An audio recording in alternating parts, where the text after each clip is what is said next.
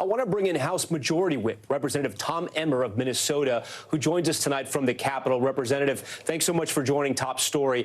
My first question to you is, what are you looking forward to hearing from the president tonight, and will this speech be unifying?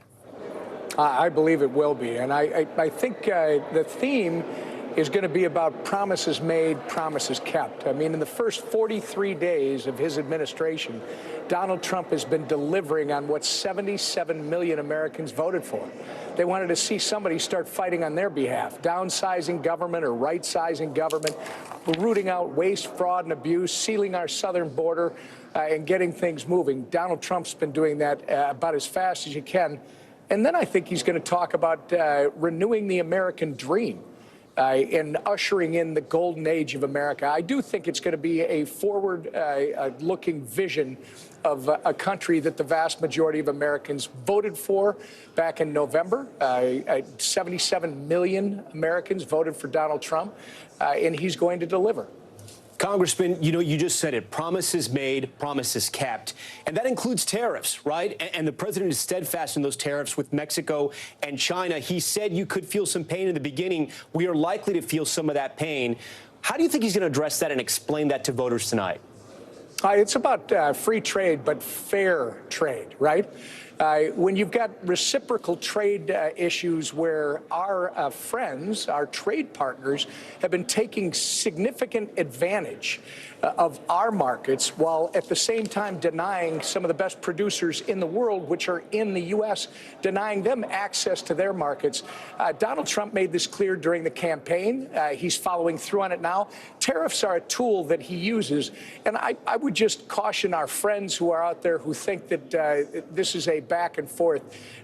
Donald Trump told the American people that he was going to fight for them and make sure that it was fair. If they want to retaliate, they just want to defend the unfairness. I think Americans are going to support Donald Trump even more as he tries to fight through this to make sure that we are treated fairly around the globe. Congressman, NBC News is reporting tonight that the chair of the National Republican Congressional Committee told lawmakers today that they should stop holding town halls after multiple instances of lawmakers being berated. I'm sure you've seen some of these videos. Have you heard concerns from any of your own constituents related to DOGE and cuts to the federal workforce? Actually, what I'm hearing from my constituents is they're excited. They are so happy that literally Donald Trump has tasked Elon Musk and others with rooting out the waste, fraud, and abuse. And the more that they find, the more that they show to the country. My constituents are overwhelmingly in favor. And when it comes to town halls, the advice that we give is you do what you believe is right. Our members know how to relate to their constituents. They didn't get here without doing the customer service that's necessary, and they'll continue to do that. Congressman, are you doing any town halls? Do you have any planned?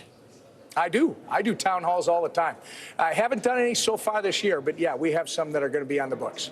All right, let's turn to Ukraine now. You were one of the biggest supporters for aid to Ukraine. I know a conservative group gave you an A rating. What is your take on what's happening right now, the pause in military aid to Ukraine? I do support the aid to Ukraine. I believe the mission was to stop Putin, but here you've got a president, Joe Biden, who was there for 4 years, and his thought was just throw money at the problem. When were we going to get it resolved? Now you got Donald Trump, who literally is the peacemaker. He is working with both sides, and I think he's also encouraging Europe to get off the bench, get into the game, and understand this is their backyard, and they got to start taking care of it at the level that should be necessary. It shouldn't be the U.S. always taking care of that issue. I do think that President Zelensky's public statement this morning was the one he probably should have given when he was in the White House last week. It shows that he's ready to sit down and have a discussion. Look, Donald Trump just wants peace. I think the world would want peace at the same time. Do you have a message for the men and women on the front lines there in this war in Ukraine? Will military aid from the U.S. flow again into Ukraine soon? I think what President Zelensky did this morning is going to go a long way towards getting President Trump and his administration engaged not just making sure that they have the investments that are necessary for their own defense and protection, but more importantly, so that they can sit down at the table and see what is achievable in terms of resolving this conflict, so we can start ending the needless loss, tragic loss of life that war has created. Congressman Tom Emmer, we thank you for your time tonight.